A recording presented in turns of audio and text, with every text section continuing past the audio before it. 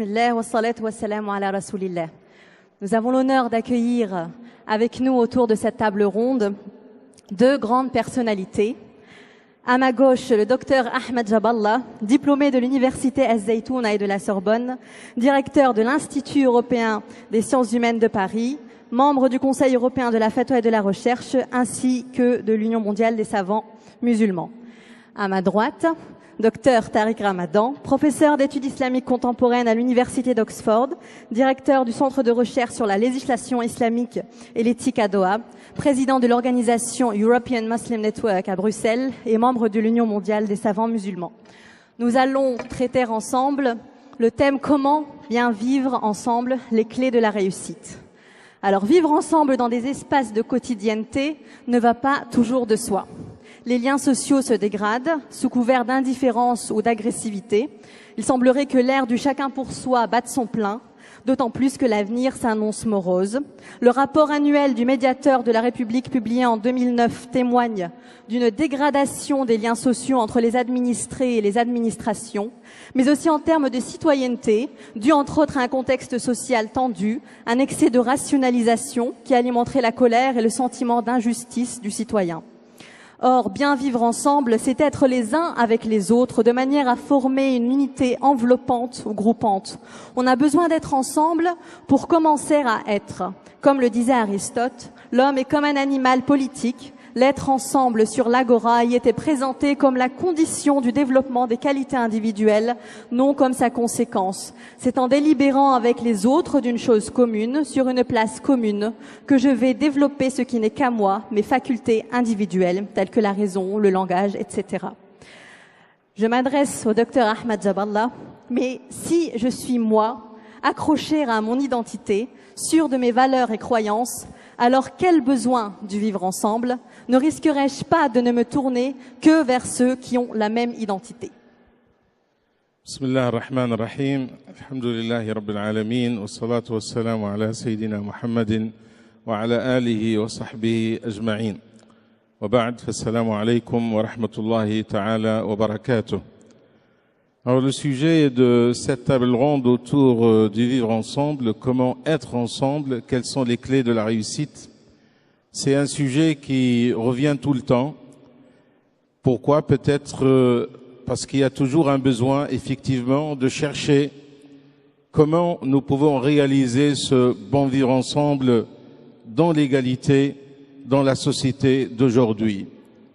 Car certainement nous sommes confrontés à des difficultés multiples, que ce soit au niveau social, dues bien sûr à des causes différentes, que ce soit au niveau de la présence des identités religieuses, car nous vivons dans des sociétés de diversité, et il faut dire franchement que les musulmans rencontrent peut-être à ce niveau-là le plus de difficultés pour essayer d'être acceptés, parce que effectivement la question elle est là malheureusement, comment aujourd'hui on peut reconnaître que les sociétés européennes contemporaines sont des sociétés de diversité où les musulmans constituent une composante comme les autres.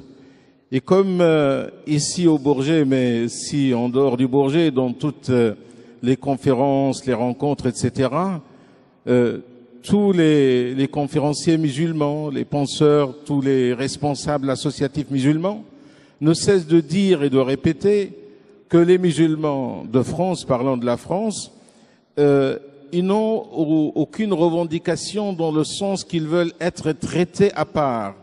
Mais ils veulent tout simplement un droit à l'indifférence, c'est-à-dire ils sont dans la société comme toutes les autres communautés, mais il y a quand même un lien qui est tout d'abord à la base, qui doit réunir tous les citoyens, c'est ce lien de citoyenneté.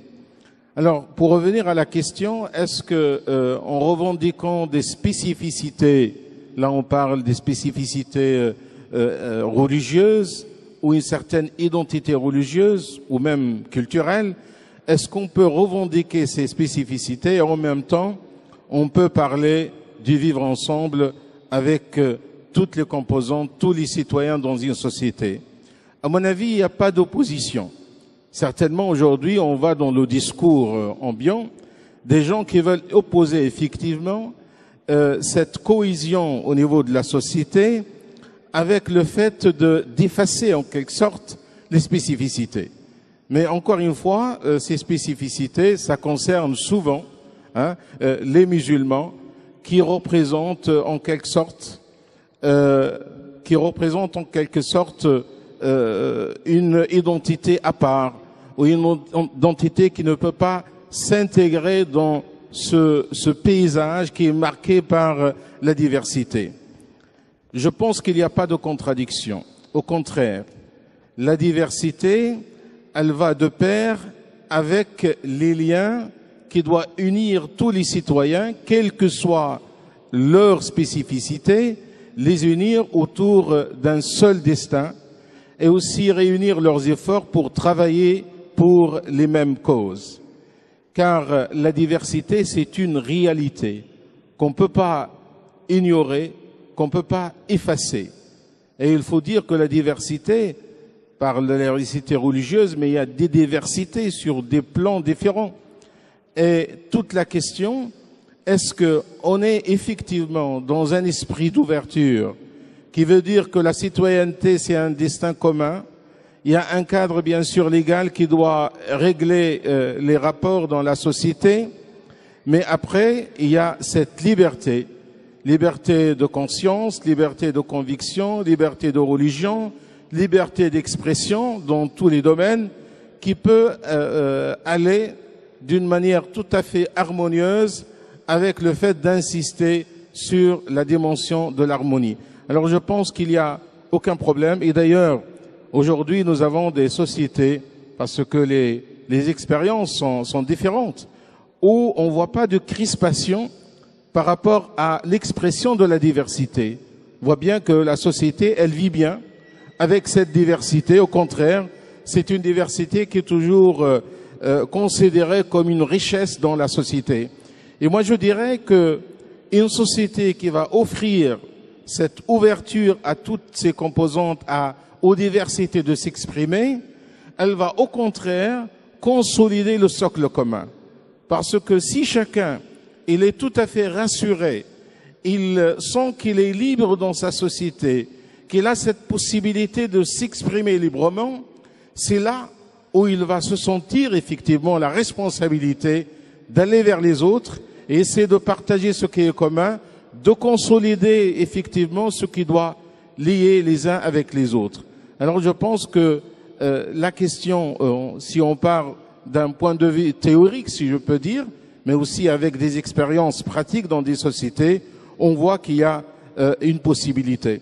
Je vais terminer juste par un point d'actualité concernant dernièrement l'élection du maire de Londres.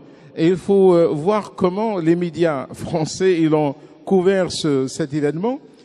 Un maire, un citoyen britannique qui se présente à des élections, qui est élu.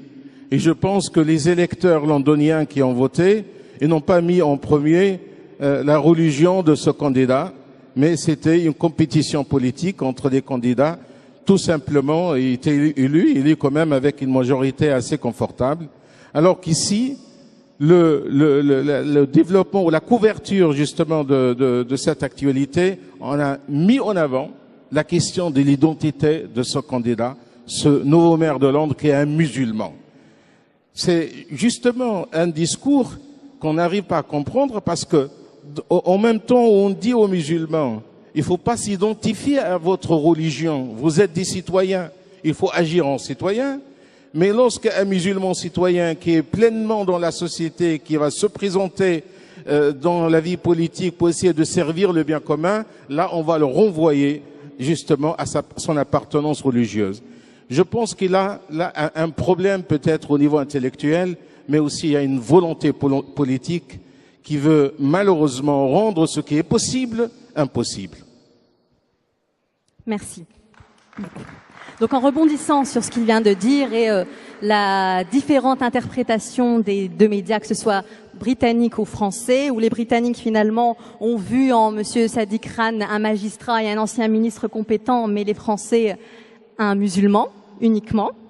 Je vous pose la question, est-ce que justement les hostilités envers les musulmans est un frein au bon vivre ensemble? Comment faire accepter nos différences dans un monde où être tous pareils prime?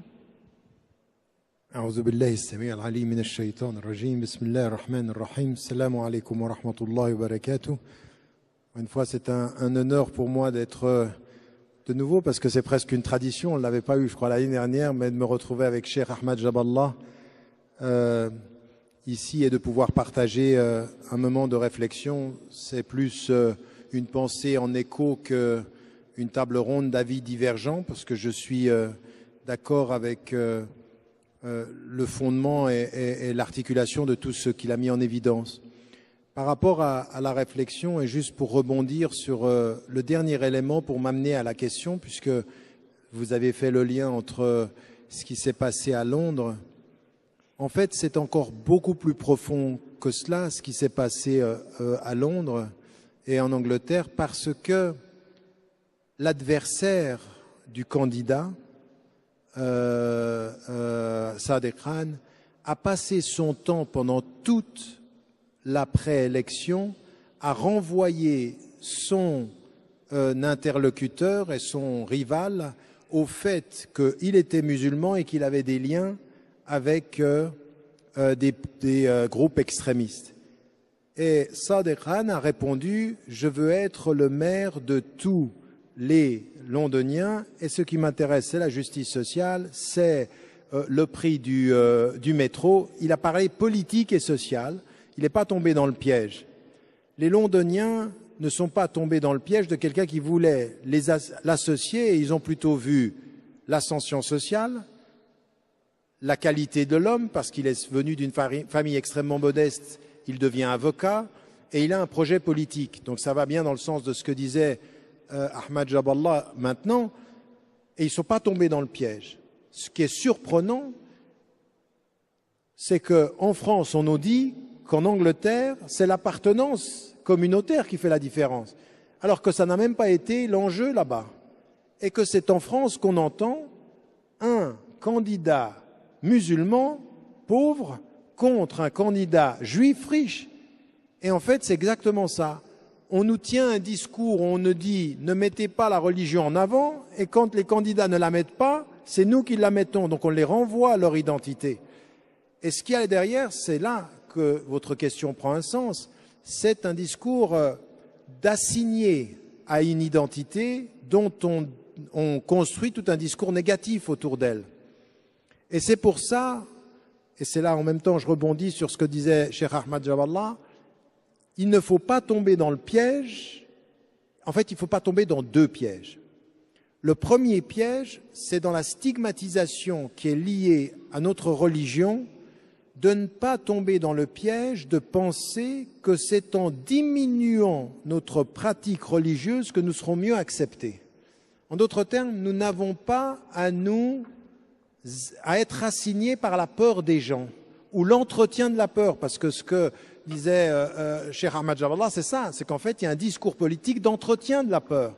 Donc on peut considérer que nos concitoyens aient des peurs et il faut les respecter, mais l'entretien de cette peur ne doit pas nous amener à tomber dans le piège en nous disant, en fait, c'est en étant moins musulman qu'on va mieux être accepté. Non, on a, et ça a été également mis en évidence, aucune contradiction, il n'y a aucune contradiction à être pleinement français, à être pleinement musulman. Donc ça, c'est possible.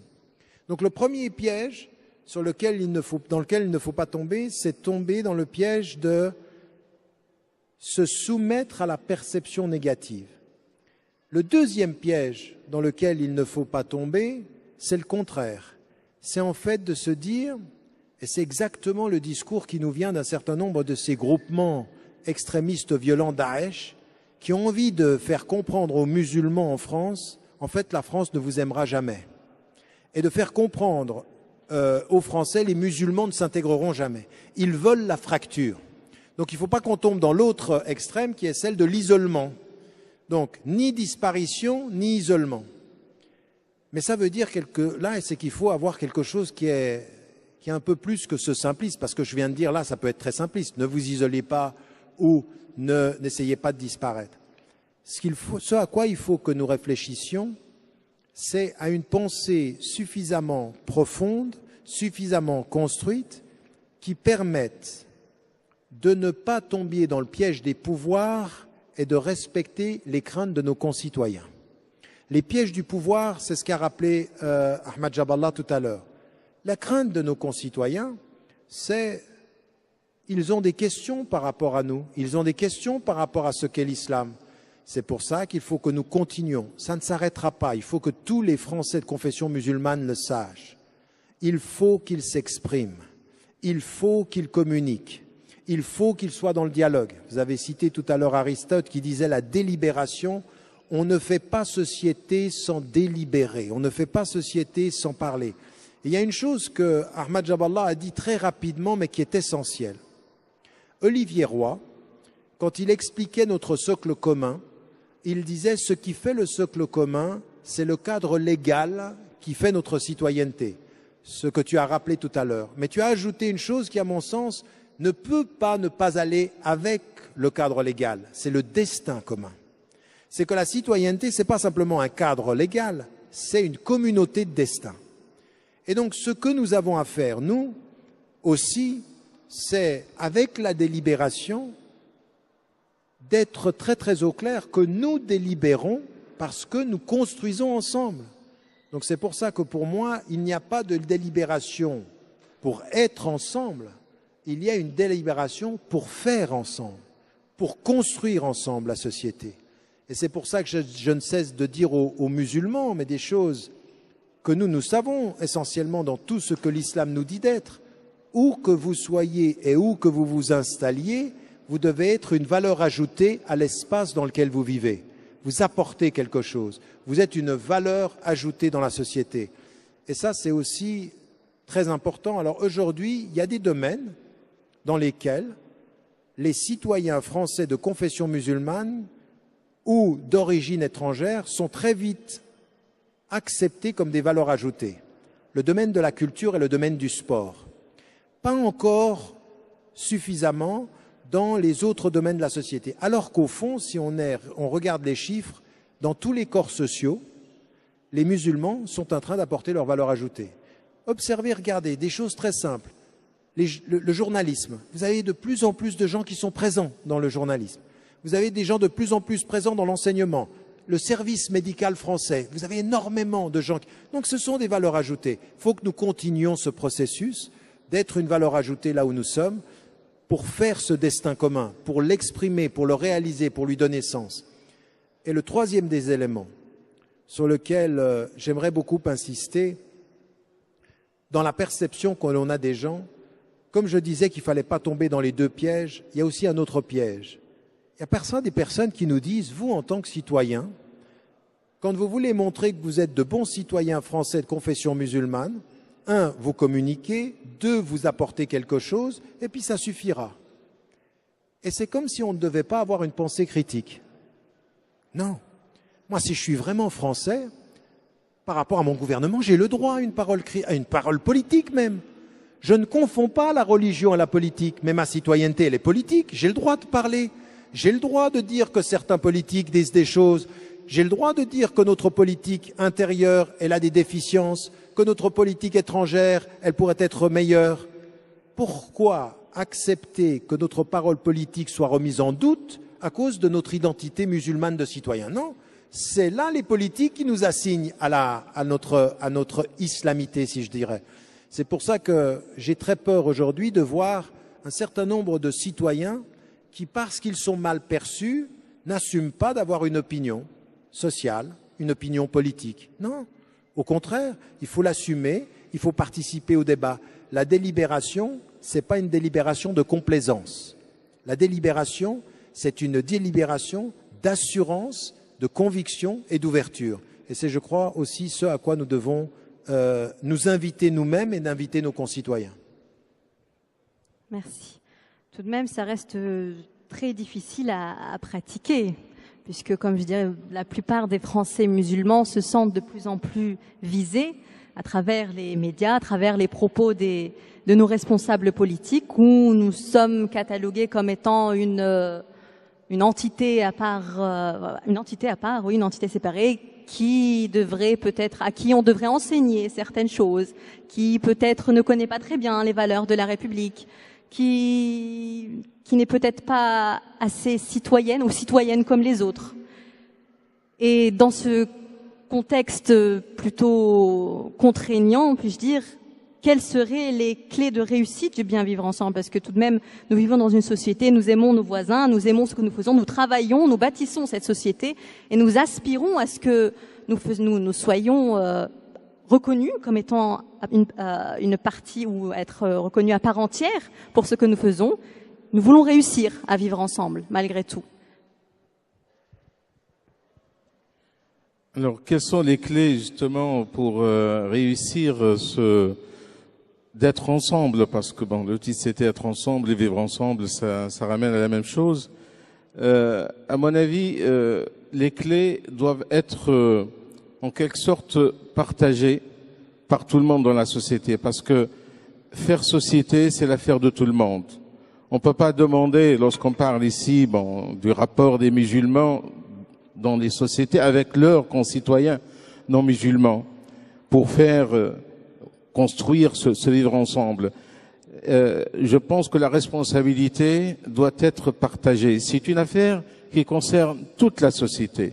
Et tout le monde sont concernés parce qu'on peut pas, quelle que soit la volonté qu'on peut avoir pour aller vers l'autre, si de l'autre côté il y a un blocage, une fermeture, on peut pas malheureusement réussir.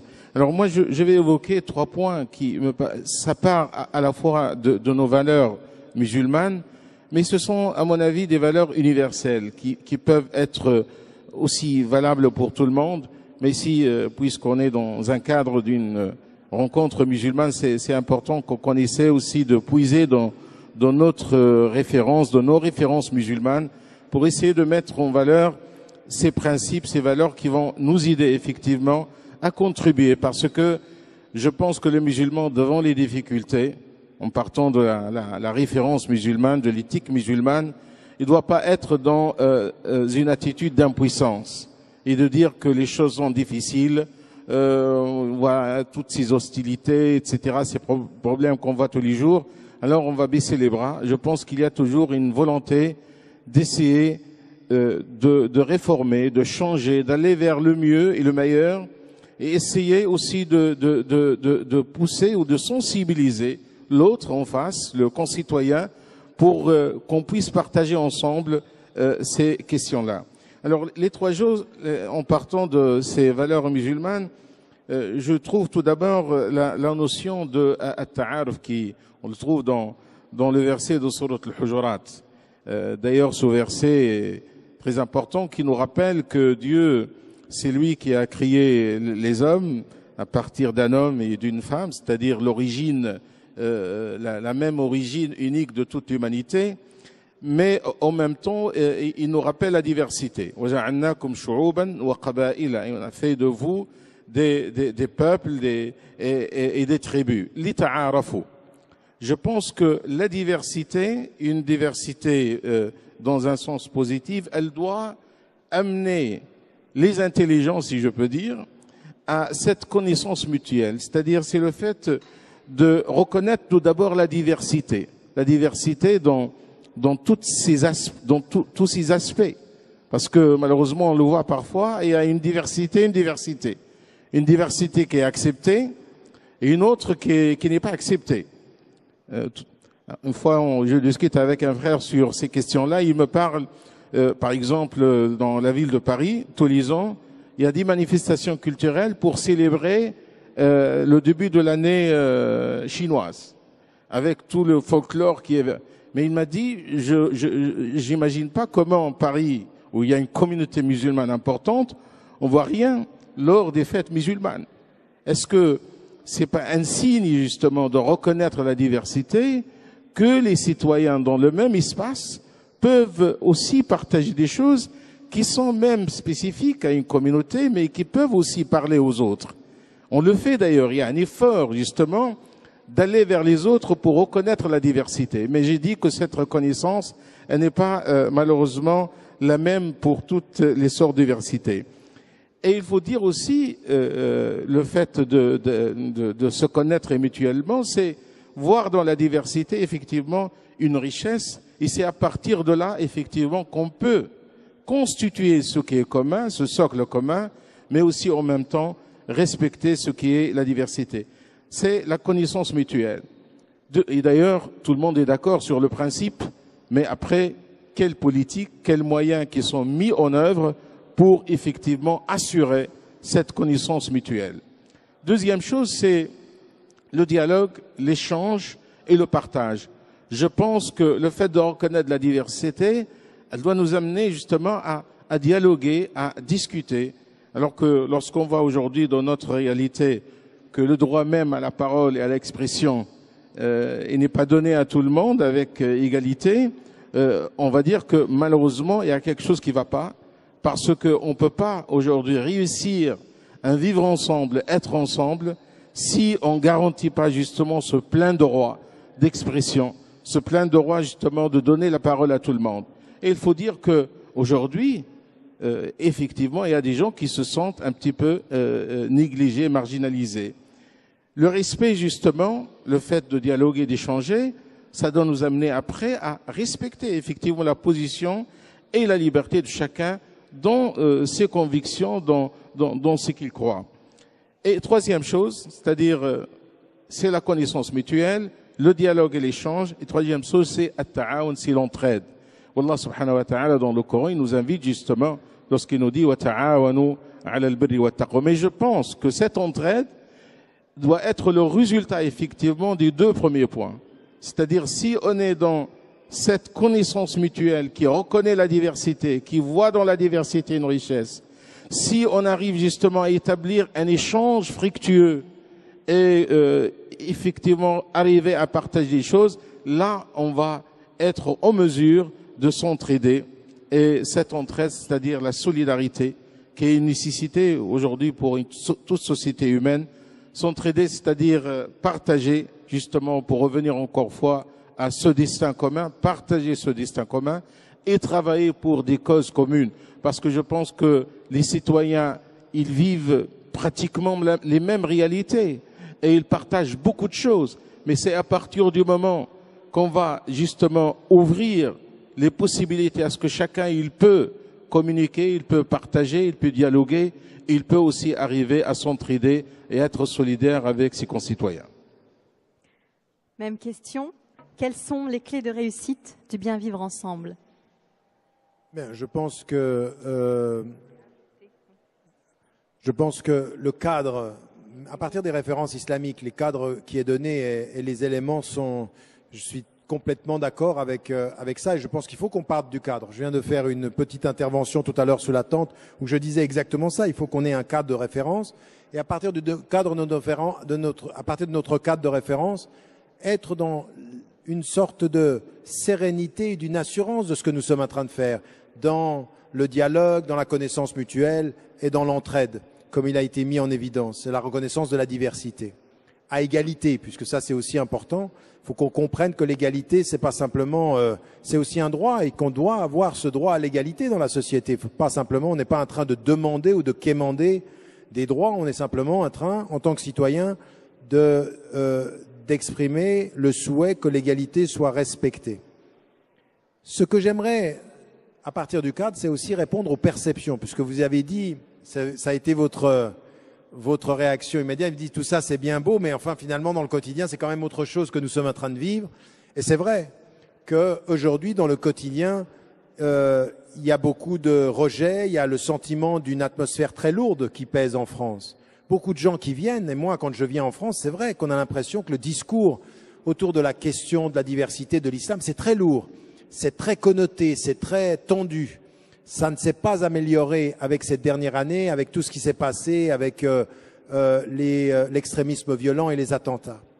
Et donc ça nous demande de redoubler d'engagement, mais en même temps d'une sorte de courage, je dirais.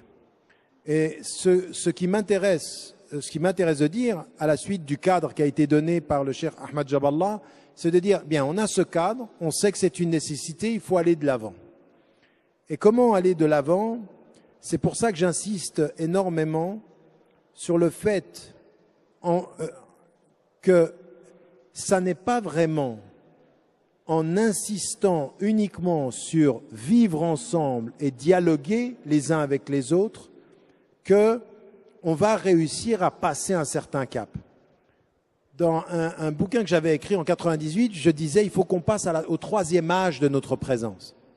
Et le troisième âge de notre présence, c'est l'engagement pour ces causes communes. Je disais qu'aujourd'hui, ce qui doit nous orienter, c'est les projets communs. Et vous voyez, ce que j'aimerais que les gens comprennent, c'est que parfois on a un complexe. Nous, on pense que pour certifier l'islamité d'une action, qu'il faut qu'elle soit dite islamique au départ et qu'on ajoute tout le temps c'est islamique, c'est islamique. Non, nos projets dans la dignité, dans le service, c'est islamique. On n'est pas obligé tout le temps de mettre islamique. À partir du moment où ça correspond à nos valeurs qui sont partagées, on peut avancer sans avoir le complexe d'avoir à systématiquement ajouter ce qualificatif-là. Parce que c'est nous-mêmes finalement qui nous mettons un espèce d'assignation comme ceci. Nous le faisons uniquement que parce que nous sommes musulmans. Non, il faut qu'on s'engage à des projets communs. Et qu'est-ce que je veux dire par là? Dans ce troisième âge dans lequel nous sommes depuis longtemps, il faut que nous comprenions, alors c'est l'autre versant. C'est le versant de ceux qui comprennent alladhina immakkannahum fil ard, ceux qui, quand nous les avons installés, aqamu as-salat wa atawu zakat wa amaru bil ma'ruf wa nahaw 'anil munkar. Ceux, quand nous les établissons sur la terre, ils gardent le sens de la transcendance. Ils prient, ils donnent la zakat, c'est-à-dire ils ont le sens de leur responsabilité par rapport à Dieu et par rapport aux hommes, mais surtout une chose, ils promeuvent le bien et ils résistent au mal. Et ça, je pense qu'aujourd'hui, il faut que nous passions à cela. Moins nous asseoir en tant que musulmans qui parlons à des personnes d'autre foi, mais nous asseoir en tant que citoyens qui, à partir de leur foi, à partir de leurs références, à partir de leurs principes, vont apporter quelque chose à la société. Ça veut dire qu'en fait, il faudrait que les citoyens, là on est dans une convention et dans une conférence qui réunit les Français de confession musulmane. Ce serait bien que les Français de confession musulmane ou les résidents de France, parce que certains ne sont pas forcément de nationalité, eh bien, dans leur présence en France, à un moment donné, plutôt simplement que de dire entrons dans un dialogue de religion à religion ou de religion à philosophie, qu'au nom de ce destin commun, eh bien, nous ayons des projets. Et ces projets-là, ils sont qu'à un moment donné, il ne faut pas s'afficher musulman, mais il faut se déterminer citoyen au nom de principes qui sont en total accord avec ce que nous croyons. Ça veut dire que sur la question, en tant que citoyen, de la justice sociale, de la solidarité humaine, de l'environnement, de toutes les questions qui traversent la France aujourd'hui. Et comme il a été dit, paradoxalement, c'est les politiques qui, quand vous venez à eux, vous voient musulmans avant que citoyens. Ben, il faut inverser les choses. On va vous montrer qu'on est citoyen et vous verrez ce que l'islam fait de nous, de bons citoyens. C'est à nous d'inverser les choses, mais par l'agir. Par l'agir. Et en fait, vous aviez posé une question. Le discours que beaucoup tiennent aujourd'hui à l'endroit de l'islam, il a comme conséquence parfois un sentiment comme ceci de faiblesse qui est une prévention à l'action. Et c'est le contraire qu'il faut faire. C'est que c'est par l'action qu'il faut qu'on se protège de ce qu'on essaye de nous imposer, c'est-à-dire isolez-vous, ne soyez pas visible, même pas visible, même en tant que citoyen. Donc moi je crois que c'est cela. Je crois que ma réponse à votre c'est bien joli tout ça, c'est de dire peut-être qu'il faut qu'on inverse les choses. Peut-être que c'est à nous de faire une espèce de révolution de positionnement en disant on va vous montrer. On va vous montrer non pas pour vous plaire, on va vous montrer non pas parce qu'on n'a rien à vous prouver, mais on va vous montrer parce qu'en fait ce que nous exigeons de nous-mêmes, c'est que là où nous sommes, il faut que quelque chose se développe, qui soit une réforme de la société, dans le bien, avec tous ceux qui nous entourent. Nous n'allons jamais questionner la foi et la religion de nos citoyens, de nos concitoyens, de nos voisins. Par contre, nous allons questionner leurs projets sociaux, leurs projets de solidarité, leurs projets pour l'environnement. Ce sont des choses comme ça. Je pense que nous devons aussi passer à cette étape-là. Merci. Donc, le bon vivre ensemble est possible. Nous pouvons être ensemble, à condition, bien sûr, qu'il y ait un partage ou qu'il y ait un échange des deux côtés, à condition que nous aspirions ou nous faisions des efforts pour l'entreconnaissance, le dialogue, l'entraide, et à condition que nous nous investissions dans la société concrètement, que ce soit à travers des associations, à travers n'importe quel organisme, montrer que nous, musulmans, sommes excellents dans ce que nous faisons, parce que nous sommes citoyens et musulmans, nous agissons en accord avec nos valeurs musulmanes qui sont elles-mêmes des valeurs universelles, des valeurs humanistes partagées par tous nos concitoyens. Nous montrons ainsi que nous, musulmans, sommes une entité complète de cette société, sommes capables de changer et sommes capables de prouver que nous sommes finalement normaux ou identiques. Ouais. Normaux, bon, je ne vais pas dire normaux, mais que nous sommes des citoyens à part entière. Voilà, je vous remercie, Dr Ahmed Jaballah et Dr Tariq Ramadan, pour votre intervention. Et nous espérons vous revoir prochainement, Inch'Allah.